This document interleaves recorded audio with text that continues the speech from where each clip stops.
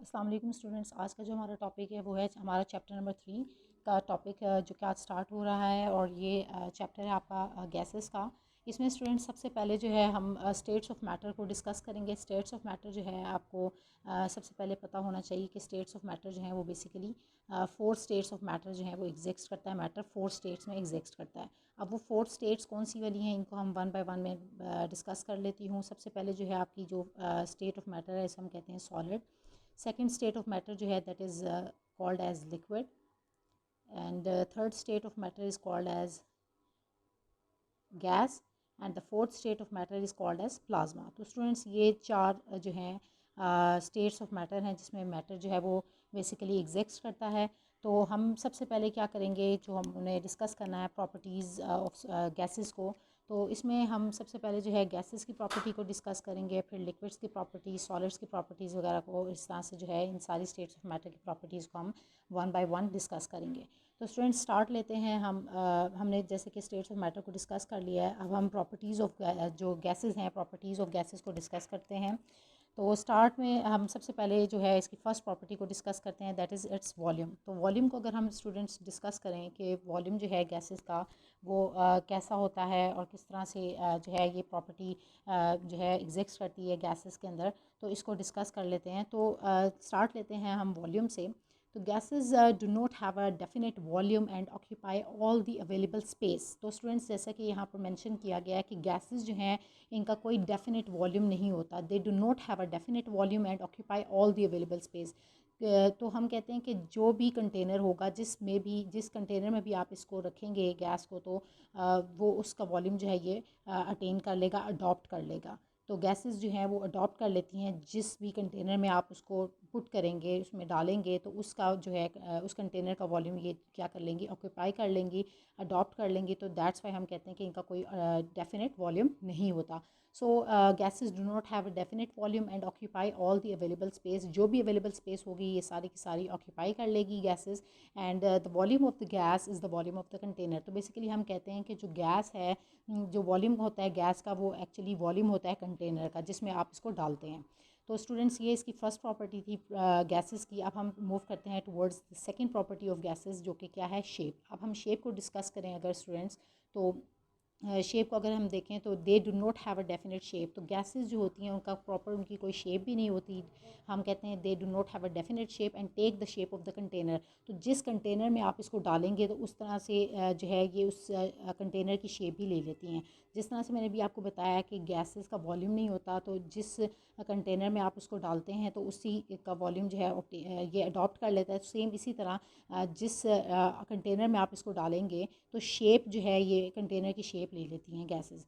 Same third property की तरफ students अब हम मूव करते हैं, that is its density. Density को अगर स्टूडेंट्स हम डिस्कस करें गैसेस की, तो gases have low density as compare to that of liquids and solids. तो लिक्विड्स एंड सॉलिड्स से अगर हम इनको कंपेयर करें तो जो गैसेस होती हैं इनकी डेंसिटी कम होती है, क्योंकि डेंसिटी जो है स्टूडेंट्स वो हमेशा डिपेंड करती है मास पर यूनिट वॉल्यूम पे।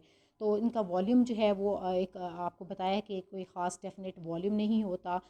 तो इसी वजह से जो है हम कहते हैं कि इनकी डेंसिटी जो होती है गैसेस की बहुत ही लो होती है as compare to that of liquids and solids. और अगर हम सारों की बात करें तो सबसे कम डेंसिटी जो होगी वो गैसेस की होगी, फिर जो है वो लिक्विड्स की डेंसिटी होगी, और एट द एंड जो है हम कहते हैं सॉलिड्स। तो सबसे ज़्यादा जो डेंसिटी जो होती है वो सॉलिड्स की डेंसिटी होती है। सबसे ज़्यादा सॉलिड्स की होगी, फिर लिक्विड्स की होगी, और सबसे कम डेंसिटी जो है वो गैसेस की होती है। तो ये स्टूडेंट्स हमने डेंसिटी को भी डिस्कस कर लिया है, इसकी थर्ड प्रॉपर्टी को। अब हम मूव करते हैं towards fourth property of gases. तो फोर्थ प्रॉपर्टी को अगर हम देखें तो वो क्या है, that is diffusion and diffusion. तो स्टूडेंट्स डिफ्यूजन एंड डिफ्यूजन जो है इस प्रॉपर्टी को अगर हम देखें तो डिफ्यूजन क्या होती है, जैसे कि हम एग्जांपल ले लेते हैं, मैं आपको एग्जांपल के थ्रू बता देती हूँ। जैसे कि आप परफ्यूम स्प्रे करते हैं, रूम में परफ्यूम स्प्रे करते हैं, तो उस टाइम जो है वो उसकी कंसनट्रेशन जो होती है हायर होती है जहाँ पर आपने स्प्रे किया होता है। लेकिन कुछ टाइम के बाद जो है वो उसके जो पार्टिकल्स हैं गैशियस फॉर्म में, सारे के पार्टिकल्स जो होंगे वो स्प्रेड कर जाते हैं। तो स्प्रेड हो जाएंगे और आपको जो है एक कॉर्नर जहाँ पर आपने स्प्रे किया था, और रूम के पूरे रूम में वो जो है जो परफ्यूम जो है उसकी फ्रेगरेंस फैल जाएगी। तो ये स्टूडेंट्स किस फिनोमेना के थ्रू होता है, डिफ्यूजन के थ्रू। इसी तरह इफ्यूजन जो है उस फिनोमेना में क्या होता है कि जो पार्टिकल्स हैं वो थ्रू अ स्मॉल होल वो जो है वो मूव करते हैं पार्टिकल्स। तो इस तरह से स्टूडेंट्स जो है डिफ्यूजन एंड डिफ्यूजन की प्रॉपर्टी जो है हम इसको देख लेते हैं कि जो कि सिर्फ और सिंपल जो है ये गैसेस में एग्जिस्ट करती है। तो गैसेस कैसे डिफ्यूज़ करती हैं इनको देखते हैं। Gases can diffuse and diffuse, अब ये प्रॉपर्टी जो है गैसेस के अंदर एग्जिस्ट करती है डिफ्यूजन एंड डिफ्यूजन की। So this property is negligible in solids. तो सॉलिड्स के अंदर डिफ्यूजन या इफ्यूजन की प्रॉपर्टी बिल्कुल भी एग्जिस्ट नहीं करती, but operates in liquids as well. लेकिन जो है डिफ्यूजन की प्रॉपर्टी जो है लिक्विड्स में, डिफ्यूजन एंड डिफ्यूजन की प्रॉपर्टी जो है लिक्विड्स में तो एग्जिस्ट करती है माइन्यूट सी थोड़ी बहुत, लेकिन जो है सॉलिड्स के अंदर जो है डिफ्यूजन एंड डिफ्यूजन की प्रॉपर्टी बिल्कुल भी नहीं होती। It is negligible in solids. तो हमें पता हो कि फिर गैसेस जो हैं उनके अंदर जो है सबसे बेस्ट जो डिफ्यूजन एंड डिफ्यूजन की प्रॉपर्टी जो है वो गैसेस के अंदर एग्जिस्ट करती है। और अगर हम कहें लिक्विड्स में, तो लिक्विड्स में भी ये ऑपरेट करती है, लेकिन सॉलिड्स में ही बिल्कुल भी एग्जिस्ट नहीं करती डिफ्यूजन एंड डिफ्यूजन की प्रॉपर्टी। तो ये स्टूडेंट्स हमने 4 प्रॉपर्टीज़ ऑफ गैसेस को डिस्कस किया है। अब हम मूव करते हैं towards 5th property of gases की तरफ। तो स्टूडेंट्स अगर हम 5th प्रॉपर्टी ऑफ गैसेस को डिस्कस करें तो गैसेस जो हैं they can be compressed by applying a pressure. Compression जो है इसकी 5th प्रॉपर्टी है, जिसमें हम देखते हैं कि गैसेस जो हैं that can be compressed by applying a pressure. Pressure apply करेंगे तो आपकी जो गैसेस होंगी वो कंप्रेस्ड हो सकती हैं, because there are large empty spaces between their molecule. क्योंकि स्टूडेंट्स आपको पहले मैं बता दूं कि जो गैशियस पार्टिकल्स होते हैं इनके अंदर क्या होती हैं, स्पेसेस जो हैं वो ज़्यादा ये दूर होते हैं एक दूसरे से। जैसे कि एक पार्टिकल इधर है, दूसरा इधर होगा, तीसरा इधर है। इस तरह से गैस पार्टिकल्स जो हैं वो इधर उधर काफ़ी उनका डिस्टेंस पर ये प्रेजेंट होते हैं। इनके अंदर लार्ज एम्प्टी स्पेसेस प्रेजेंट होते हैं। तो इस वजह से जब आप इनको कंप्रेस करते हैं, इन पर प्रेशर लगाते हैं, दबाव लगाते हैं, कंप्रेशन क्या होते हैं, दबाव। तो जब आप इसको कंप्रेस करते हैं तो प्रेशर जब आप इस पर लगाते हैं कंप्रेशन होती है, तो इस वजह से इनके अंदर लार्ज एम्प्टी स्पेसेस प्रेजेंट होने की वजह से ये कंप्रेस हो जाती हैं। लेकिन अगर हम गैस ये तो गैसेस की प्रॉपर्टी थी, लेकिन अगर हम लिक्विड्स की बात करें तो लिक्विड्स को जो है अगर हम कंप्रेस करेंगे तो लिक्विड्स के अंदर जो है कंप्रेशन की प्रॉपर्टी है। तो लिक्विड्स में जो कंप्रेशन की प्रॉपर्टी है स्टूडेंट्स, तो बहुत ही आप कहेंगे कम जो है इसके अंदर जो है लिक्विड के केस में जो है पार्टिकल्स ज़रा से करीब होते हैं। तो इसमें क्या होगा कि कंप्रेशन लिक्विड्स में ज़रा सी उससे की निस्बत कम होगी, लेकिन सॉलिड्स में जो होते हैं पार्टिकल्स बिल्कुल टाइटली बाउंड होते हैं। तो इसी वजह से जो उनके अंदर कंप्रेशन की प्रॉपर्टी जो होती है सॉलिड्स के अंदर एग्जिस्ट नहीं करती। तो हम कहते हैं कि सॉलिड्स जो होते हैं वो क्या होते हैं, नॉन कंप्रेसिबल होते हैं। तो ये स्टूडेंट्स हमने देख लिया कि इनके अंदर जो आपके पास गैसेस हैं इनके अंदर कंप्रेशन प्रॉपर्टी, कंप्रेसिबिलिटी जो है वो एग्जिस्ट करती है, क्योंकि इनके अंदर जो है लार्ज एम्प्टी स्पेसेस जो हैं वो एग्जिस्ट करते हैं। इसी वजह से ये जो है कंप्रेशन शो करते हैं। इसके अलावा जो है स्टूडेंट्स नेक्स्ट प्रॉपर्टी क्या है, एक्सपेंशन। एक्सपेंशन भी जो है प्रॉपर्टी एग्जिस्ट करती है गैसेस के अंदर। जैसे कि मैंने भी आपको बताया कि हम गैसेस को कंप्रेस करते हैं, इसको दबा सकते हैं, इस पर प्रेशर अप्लाई करते हैं। इसी तरह जो है गैसेस एक्सपैंड भी कर सकती हैं, फैल सकती हैं। Gases can be expand on heating. जब आप इसको हीट अप करते हैं गैसेस को, और by increasing the available volume, या फिर उसको वॉल्यूम को जो उसका अवेलेबल वॉल्यूम है वो इंक्रीज़ कर जाए या हीटिंग हो जाए, तो इन दोनों केसेस में जो है गैसेस क्या हो जाती हैं, फैल जाती हैं, एक्सपैंड कर जाती हैं। तो ये स्टूडेंट्स इसकी 6th प्रॉपर्टी थी। नेक्स्ट प्रॉपर्टी जो है that is 7th property, that is Joule Thomson effect. Joule Thomson effect students ये इफेक्ट जो है गैसेस शो करती हैं। तो ये क्या फिनोमेना है इसको हम देख लेते हैं। When sudden expansion of gases occurs cooling takes place. तो जब हम कहते हैं कि अचानक से सडन जो है गैसेस एक्सपैंड करेंगी तो उसकी वजह से क्या होना स्टार्ट हो जाती है, कूलिंग स्टार्ट हो जाती है। तो कूलिंग फिनोमेना जो है वो ऑपरेट करता है। उस वक्त जो है उसके कूलिंग होना स्टार्ट हो जाती है। तो इस फिनोमेना को हम कहते हैं सडन एक्सपेंशन ऑफ गैसेस की वजह से जो कूलिंग होती है, इस फिनोमेना को हम कहते हैं जॉल थॉमसन इफेक्ट। तो ये स्टूडेंट्स बहुत इंपॉर्टेंट टॉपिक भी है। ये डेफिनेशन भी अक्सर पेपर्स में आ जाती है, बच्चों को उस वक्त जो है वो समझ नहीं आता कि ये टॉपिक कहाँ से आया है। तो ये स्टूडेंट्स आपको पता होनी चाहिए कि जॉल थॉमसन इफेक्ट जो है वो क्या है। Sudden expansion of gases occurs and cooling takes place, इस इफेक्ट को हम कहते हैं जॉल थॉमसन इफेक्ट।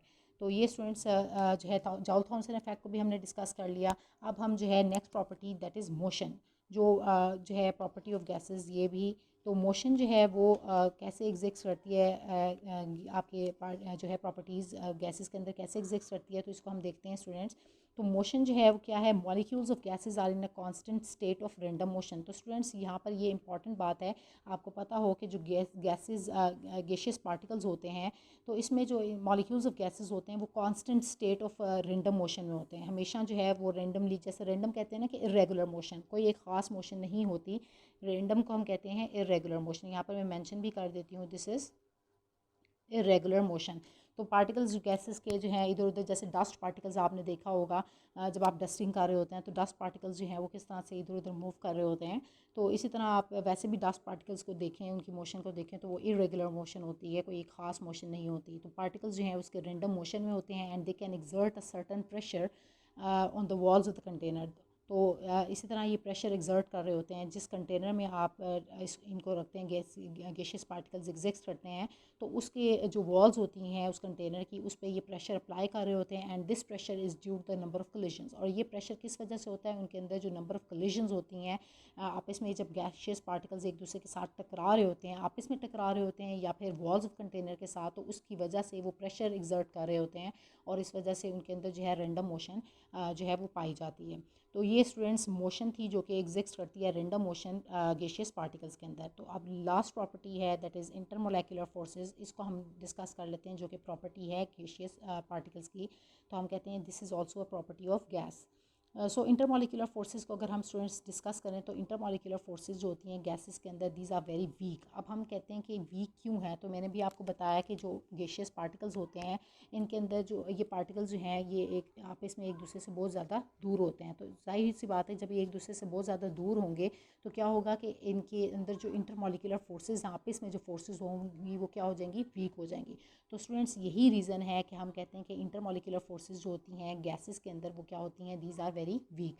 कि अगर यहाँ पर जो इनके पार्टिकल्स हैं वो बहुत ज़्यादा क्लोज होते तो फिर तो इनके अंदर इंटरमोलिकुलर फोर्सेस स्ट्रॉन्ग होती, लेकिन गैसेस के केस में क्या होता है कि इंटरमोलिकुलर फोर्सेस जो होती हैं वो वीक होती हैं, बहुत ज़्यादा पार्टिकल्स एक दूसरे से दूर होते हैं, तो इंटरमोलिकुलर फोर्सेस इस वजह से वीक हो जाती हैं। लेकिन अगर हम बात करें सॉलिड्स के केस की, तो सॉलिड्स में जो पार्टिकल्स होते हैं वो बहुत ज़्यादा एक दूसरे के से बहुत ज़्यादा क्लोज होते हैं, टाइटली बाउंड होते हैं, तो इसी वजह से उनके अंदर जो इंटरमोलिकुलर फोर्सेस जो होती हैं वो बहुत ज़्यादा स्ट्रॉन्ग होती हैं। तो ये स्टूडेंट्स सारी प्रॉपर्टीज़ थी जो कि हमने वन बाय वन डिस्कस कर ली हैं। ये सारी प्रॉपर्टीज़ जो हैं वो एग्जिस्ट करती हैं गैसेस के अंदर। तो स्टूडेंट्स हम नेक्स्ट लेक्चर में जो है इस जो प्रॉपर्टीज़ ऑफ लिक्विड्स को हम डिस्कस करेंगे, और इस लेक्चर से रिलेटेड अगर आपके कोई भी क्वेश्चन है वो आप मुझसे कमेंट्स में पूछ सकते हैं। Thank you so much students.